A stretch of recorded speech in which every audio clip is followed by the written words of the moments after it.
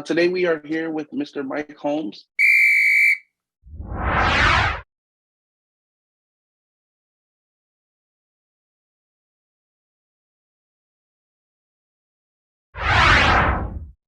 He's and this is a wonderful interview here that our good friend Jonathan Brown was able to facilitate for us. So I definitely appreciate you, sir. And we are going to do our best to make the most of Mr. Holmes' time today. I get to learn as much as we can about him from the man himself. So we'll start from the beginning, like I always start to do. That's every good story. And I understand that you were born in Galveston, Texas. Yeah, I'm originally from Galveston, Texas.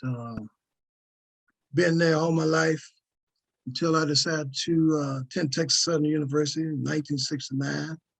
So I got away from the beach for a minute. How was the experience up until then? Were you always into football, or was it something that you just got into college, or what's your background before that point? My background itself is all sports. Long as it's something to compete against someone, I was involved in. I was able to be blessed by the good Lord, play baseball, play basketball, and along with football. So I did that all through middle school, all through high school. But when I got ready to go off to college, I had to put the baseball and basketball aside because concentrate on the football. Gotcha. It says you played in a total of 31 games that you were originally drafted to San Francisco, first round, 18th pick. How did you feel when you got the news? Was that where you were? Was there a team that you were hoping to get drafted for, or were you just in it to see who was going to pick it up because you were such a force? Not really. In fact, we was at the draft here in Houston, Texas, at the APC building, and I'm talking to my agent. The way thing that was getting ready to fall, you know how the draft is. Looked like I was going to Pittsburgh to become a Steeler. But as time took place, we got a second phone call from the 49ers saying that they would choose me number one. And from there, everything was history. Yes, sir. Now I understand you played defensive back and wide receiver. Is that correct? That's correct. Anytime something concerning the ball itself, I want to make sure I'm on the field at all time. And I was able to be a punt returner, kickoff returner.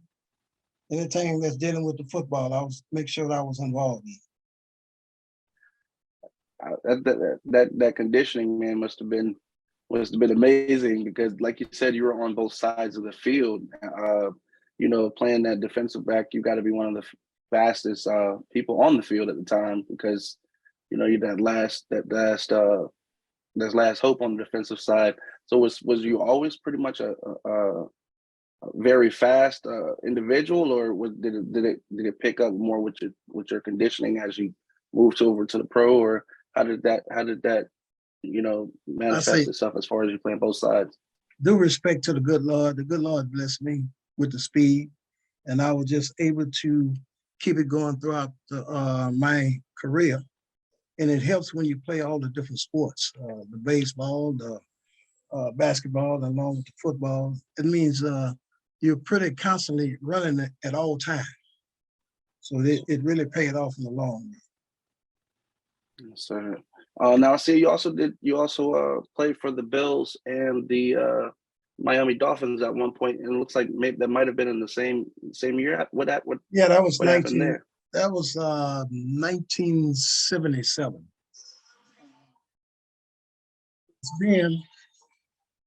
Excuse me, let me turn this off. No problem. Being in sports, you understand the business of the sports. And at the time, San Francisco needed another part. So they traded me to the Buffalo Bills. And I spent 9 days in Buffalo, experienced the city of Buffalo. I don't know if you're aware of Buffalo. It get cold there. So I was there for 9 days, as I said, and I was go back to the business part of it. I was put on waivers that morning. Was getting ready to play the Houston Oilers, and I was told that I would be brought back to Buffalo at 4 o'clock that evening. But at the same time, I got a phone call from Don Shula, Miami Dolphin, saying what I would like to be a Miami Dolphin. My understanding, Buffalo, Miami, I'm a Miami Dolphin. So I left Buffalo for Miami, and I spent almost a year and a half in Miami, and did what I needed to do to be part of that organization.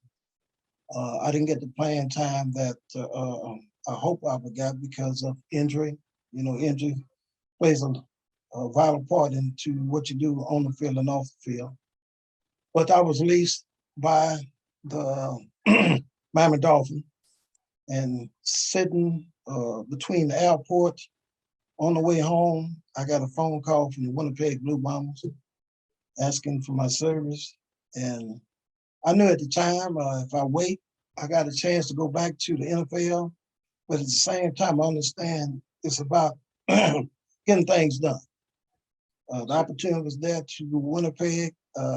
Instead of me coming home, I took a flight to Winnipeg, and I spent 6 years up there. In fact, 6 beautiful years. I appreciate what the Blue Bombers did for me. The NFL was trying to get me to come back, but I was doing good with the Winnipeg Blue Bombers. In fact, I'm in their Hall of Fame as we speak. So it's a great opportunity to be there, and I enjoyed every part of it. Yes, sir. Well, hats off to you, yes, sir, for the Hall of Fame, because as we all know, you got to be the best of the best to make it there, yes, sir. And as far as we're talking about the Canadian Football League for those who may not be aware. When you change now, as far as the experience in the Canadian Football League versus what you experiencing here in the National Football League, were you was there many differences, or was the game pretty much the same? Was the fandom pretty much the same?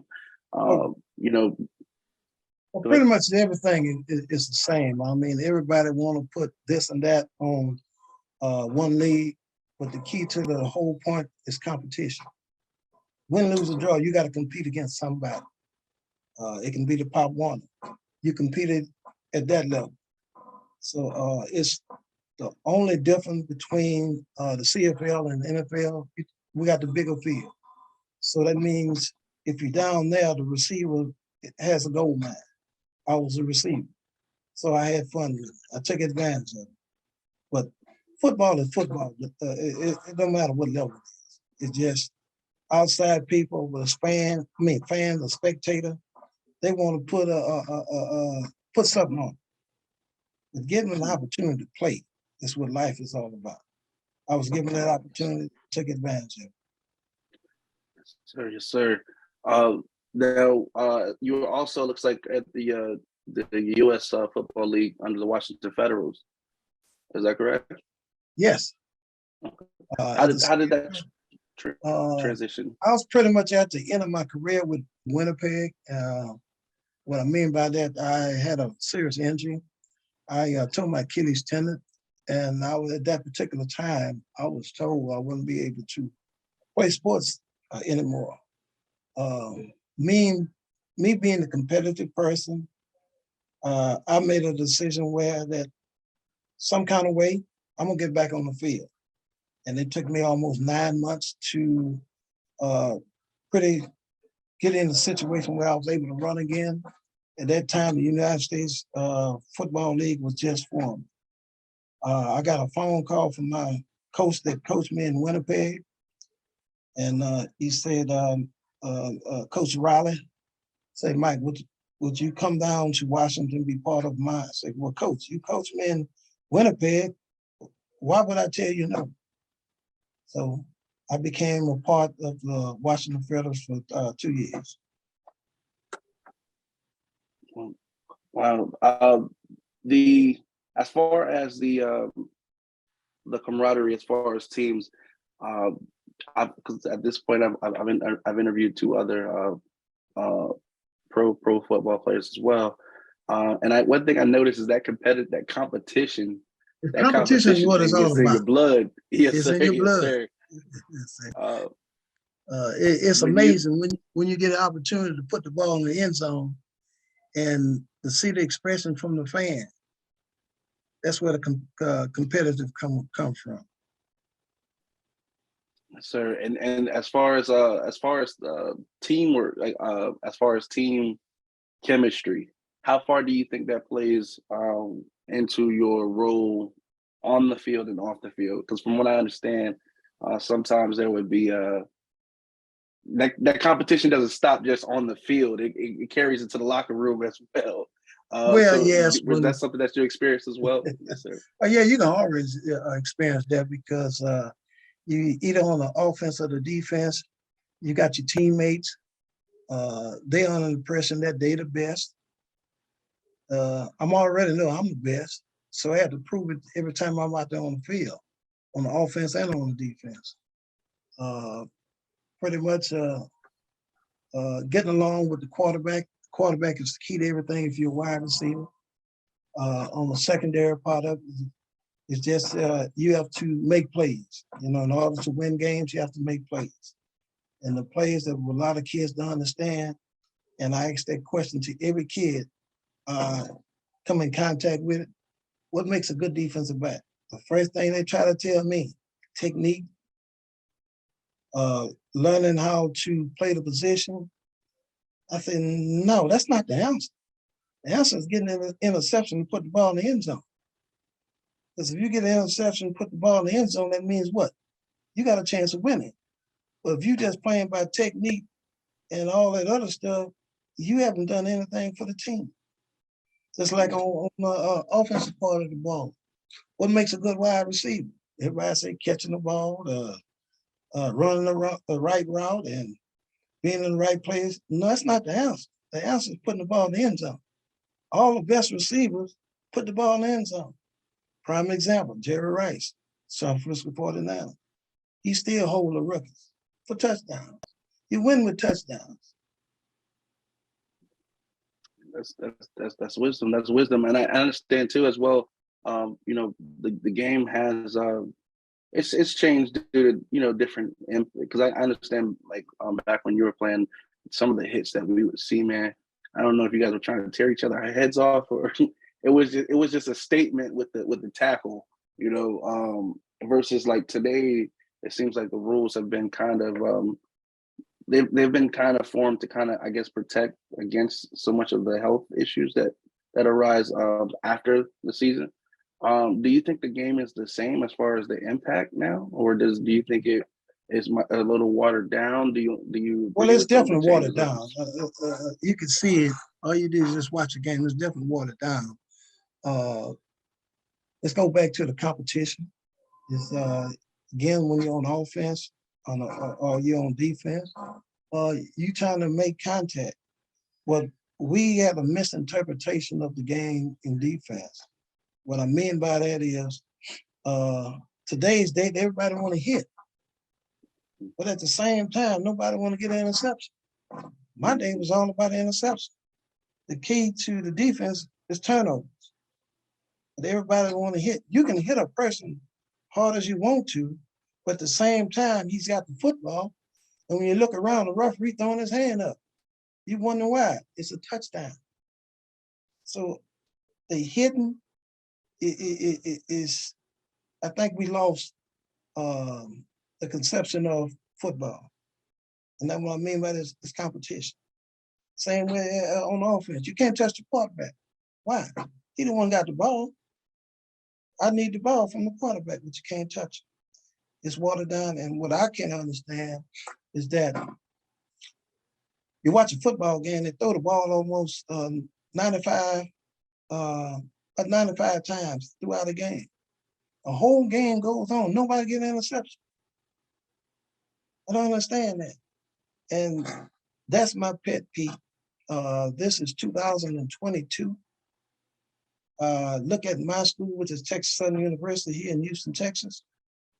I still hold the record for the most interceptions at Texas Southern University. That was way back in 1969. They throw the ball on every down. Nobody's getting an interception.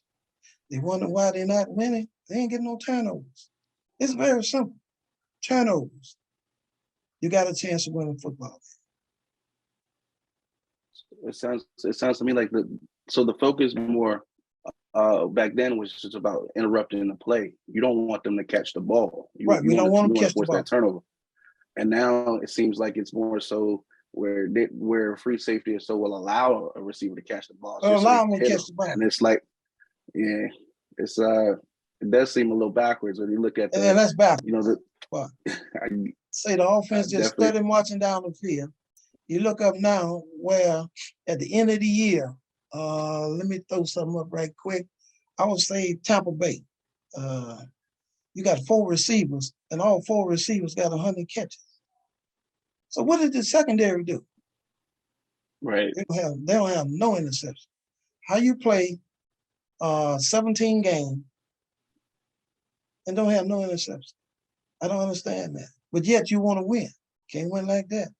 A lot of people got a misunderstanding of prime time.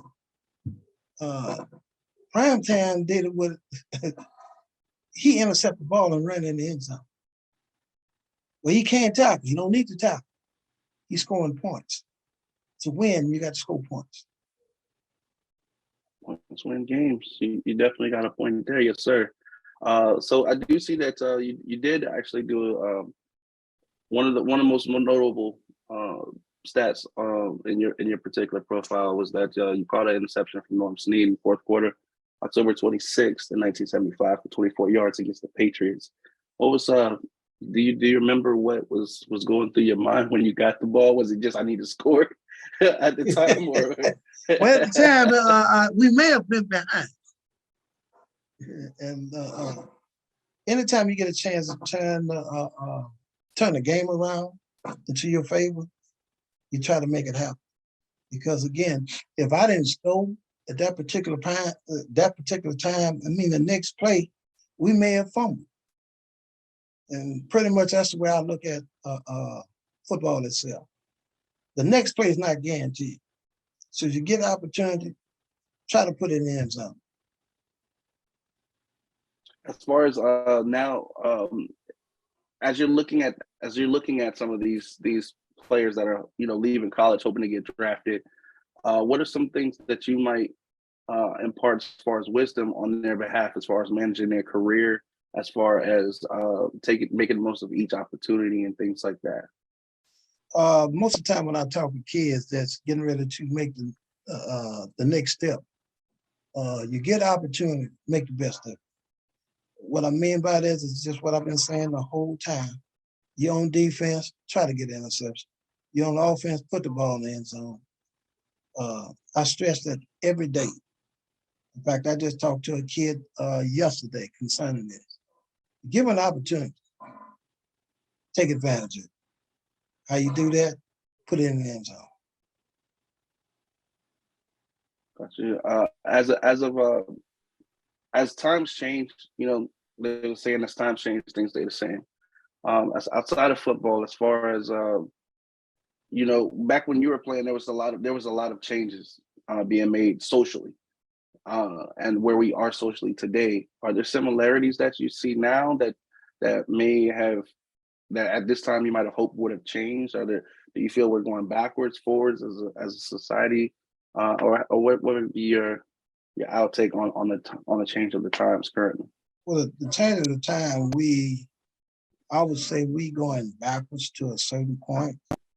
Is that we don't understand the importance of getting something done, doing the right thing at all times, on the field and off the field. It's just sometimes we don't understand, realize. There's very few people get the opportunity to play sports. So take advantage and do the right thing. Every time you look up in the news, you have one of us in the news. We done something stupid. Why? You was given the opportunity. We are not bigger than the world itself. We still got to stay in our place. Stay in our place and do the right thing. How important do you feel it is as an athlete, a world class athlete such as yourself?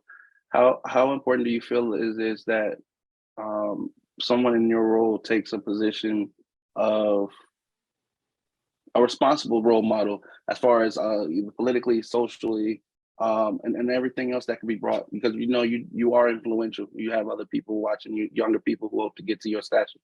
What are some things that maybe you feel that these people in these positions should be doing outside on the field and outside the field? Well, the biggest thing is communication, helping out wherever you can, because everybody needs some help from someone, and express and let them know how you say it, wrong from right.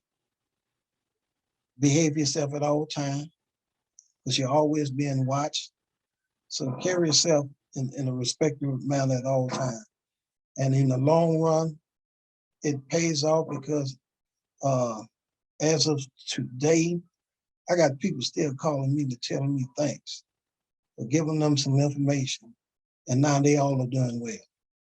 That's what really makes me proud, that I was able to talk to 2 or 3 young men and young ladies, and they all doing well. And they was able to call back and say, Coach Holmes, we took your advice. We got an education. We got a degree. That's what this is all about. Thank you, Mr. Holmes. I got a couple more questions, and I definitely appreciate this opportunity as well. I mean, no problem. I understand that this opportunity itself. I'm having fun with this. Thank you. Okay, so one of my other questions are, as far as outside of football, when you make that for an athlete or somebody who comes off the field, and they have to continue life. What are some things that that you might be able to recommend? Because we see people like, such as basketball, we see Shaquille O'Neal retired for basketball. Now he's doing sports casting and things like that. Where do you feel that some of those talents can be used, off the field when they decide to go ahead and hang up the jersey? Well, pretty much anything you decide to do, once you decide to retire, if you have the background or the education or the degree, and that's what you want to do, make the best of it. Because again, only a select few are able to go out into broadcasting. There's so many occupations out there, trainer, physical trainer, professional trainers. You have that background, take advantage of it. Even in the corporate world, engineering. You went to school, you got an engineering degree, take advantage of it. It's you decide what you want to do once you decide to hang up the rings and stuff. Now, do you still watch every Sunday? I mean, I know how it is. Athlete, once an athlete, always an athlete. So, oh yes, is there a particular team that you continue to follow? That because you have been on different teams, is there a particular team that you might find your favorite, or who is it that you're rooting for on Sundays? Well, I got to root for the 49ers, because they the one got me started. And at the same time, every time I get a chance to see Winnipeg Blue Bombers, they showing them on national TV. I sit there and watch those. Same way with Texas Southern University. I try to support everybody that supported me. At the same time, I got to deal with my family here. Everybody like the Dallas Cowboys, so I got to deal with that here in the house. I was gonna bring it up because I know Jonathan was good somewhere. Yeah, I got to deal with everybody with the Cowboys, so that means I have to go in the other room all to myself and watch who I want to watch instead of being in the front room with the family. That's what it look like. Majority of my family live right there in Dallas, so everything come out their mouth is Dallas Cowboys. And then when I'm finding out, which there's nothing wrong with that. I don't know if you're aware of it. I got a golf tournament, the Galveston Professional Athlete Golf Tournament, that's going to take place in September of this year out at the Galveston Country Club. I have a big auction. I got everything I got an auction, and I don't have nothing from the Dallas Cowboys. I don't have nothing from the Texans, and man, and the Astros. Man, them people eat me up. They eat me up. Man, you need to shut this auction down. Shut it down. Say, well, I need to shut it down. I got all the other teams. You ain't got no Cowboys. Texas all about the Cowboys. You know it. I can't even ask that. I can't even question it too loudly because I already know what's coming. They're like, "What you said about the Cowboys?" Nothing. And that's everywhere I go. That's everywhere I go. It's my brother, no, man, every time I look around, he got on something with these Cowboys. I said, Lord have mercy. You know, it's I'm originally from Florida, so I'm used to, and I just moved to Texas a few years ago. So for most of my life, I was used to going into a Walmart or somewhere and seeing like nothing but red and black for the Buccaneers. You know, yeah. When I first got here and had to go in the store, it was just that, you know, it never hit me. But I was like, oh, I'm definitely in Cowboy Nation now. Like it's everywhere. It's like, everywhere. Got some pride. They definitely got some pride here. So it's awesome to see. Yes, sir. Well, that's good though. That's good. Yes, sir. Yes, sir. As far as anybody in the league right now, is there, you know, being someone who played, who knows what it takes to actually make it into the NFL, is there anybody that you maybe got your eyes on to do great things here in the next couple of years? Well, you know, I'm going to have to be biased now. I wouldn't expect it any other way. But this this about the only time I'm going to jump ship. Tampa Bay Buccaneers. Mike Evans. Gotcha. Mike Evans went to my high school, which is Galveston Ball. We are number one in the state of Texas, have the most NFL ball players from one high school. We got 28 of us. And at least 5 of them played in the Super Bowl. So, like I said, I have to be biased. He's from Galveston Ball, and he's down there in Tampa. And every year since he's been in the league, he come up with 1,000 yards, which that's what it's all about. And he believes in putting the ball in the end zone. Now, you did say your high school does put out, you know, a lot of football players as far as to the NFL on the pro level. Do you think that's due to the program there, or to the neighborhood, or, you know, obviously it's something there. It's a mixture of all. It's a mixture. We got good coaches in that particular area, and we family orientated, and we try to keep everybody together and understand is the key to everything is buying into your program. The kids in Galveston Ball is bought into the program. It didn't matter which coach that they have there. They just bought into the program. Coaches just like being a car salesman. You got to sell your product. You sell your product, the kids buy it in. At the end of the day, these Super Bowl champs. My last 2 questions, I promise. What would you like to see more of in the world today? Everybody getting along together. We've come a long way, but we haven't come a long way. It's a lot of issues out there that need to be solved. We just need to sit down at the table and make it happen. That's Mr.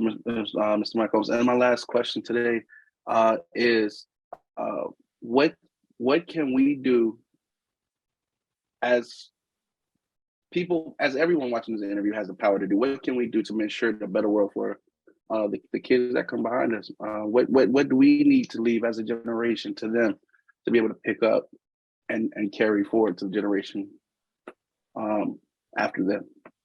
I think the key to everything is just working together, communicating with everybody at a certain time.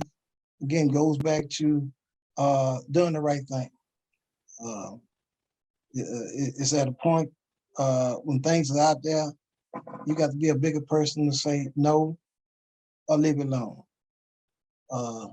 Always think positive, pretty much in everything that you're trying to get done. And it all boils down to doing the right thing. Very simple. Very simple. Well, Mr. Holmes, I appreciate your time, sir. If it's okay, we definitely like to maybe reach out and in the future, get some more kind words for me if that's okay. I know you No said that you have an problem. auction Anytime. that's coming up in September. Is there anything that we should know so that we can follow, so that people can get involved with on your behalf before I let you go today? Oh, the biggest thing is that, as I mentioned, that the Galveston Professional Athlete is having a golf tournament in Galveston, Texas, the Galveston Country Club. We're doing it for a particular reason, to raise money to give back to our school. I graduated from Ball High School, and all we done is trying to give back. This past, I think it was 2 months ago, we just gave away a scholarship to 4 kids at Galveston. Every year we're gonna try to do that as long as I'm involved. The kids that we gave the scholarship to, they have already enrolled in school of their choice. We got Sarah Gilbert. She's going to Texas Christian University. We got Brianna Baptiste. She's the one I'm really proud of. Reason why, she's going to Texas Southern University. You see how that works? She's going to Texas Southern University. And we got the 2 young men that play baseball. One is going to Texas A&M Corpus Christi, and the other is going to McMurray College. So at the same time, and the way we do for the scholarship, we know every year in September, the kid off the team will get a scholarship. That's not the kid we're looking for. The kid we're looking for is somebody that was on the team throughout the whole year, running up and down that field, sweating. Those are kids that we rewards. As I mentioned, we gave away 4 in 22, 23, we're getting ready to go off into girls track, girls softball. Then we'll go boys golf and boys basketball. So we're gonna move throughout the whole, I think on the UIL, you have about 13 different sports throughout the school itself. So we're gonna try to cover all the sports. You know how it is. Oh, you're always doing something for football.